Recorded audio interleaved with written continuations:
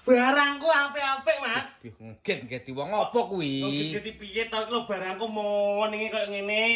Ki lemari 3 pintu kaca aluminium, Mas. 3 pintu tarik. Kaya apa jerone? Delok enton jerone, Mas. Ki tak kei handle, tak kei handle ya. Oh, iya. Sebelah kene sak. Lho, kisah dhewe wis gawe keramik aman kuat. Oh, iya jelas kuwi. Sing tengah enek full gantunge. Oh. Ki delek gamis, gaun, aman ya to gak nglipet. Oh iya, nami klambi-klambi dawa ngono kae. Heeh, ya sengkene nek satene iki baju lipetan. Kuwi pomo aku njaluk sing tengah kuwi digawe sap.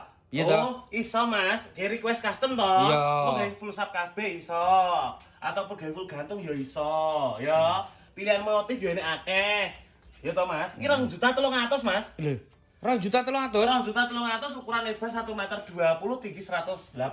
Ya to. Regane 2.300.000 pilihan motif enek akeh. Lah kuwi pomo mak Ye. waduh, di Banyuwangi. Alah, pokoknya ngetan Jawa Timur mentok Banyuwangi Ngulon Tegal Cilacap pakai gratis ongkir bayar COD setelah barang sampai cek sik lagi bayar. Oh. Penak toh. Lah, nek sampean sejaluk Mas cilik-cilik aku yo nek Mas. Loh, enak ya. Enak sing 2 pintunan enak akeh Mas iki lho Mas.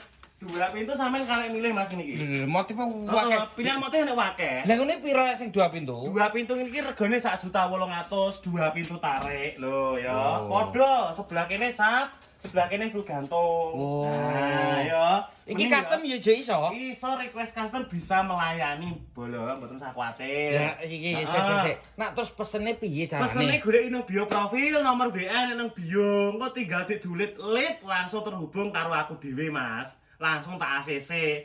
Iki lemari hias ya nek. Lho, iki boneka.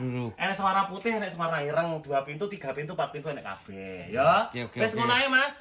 Pokokan sampean karek milih gratis ongkir Jawa Timur, Jawa Tengah sampai akhir zaman. Matur sembah nuwun.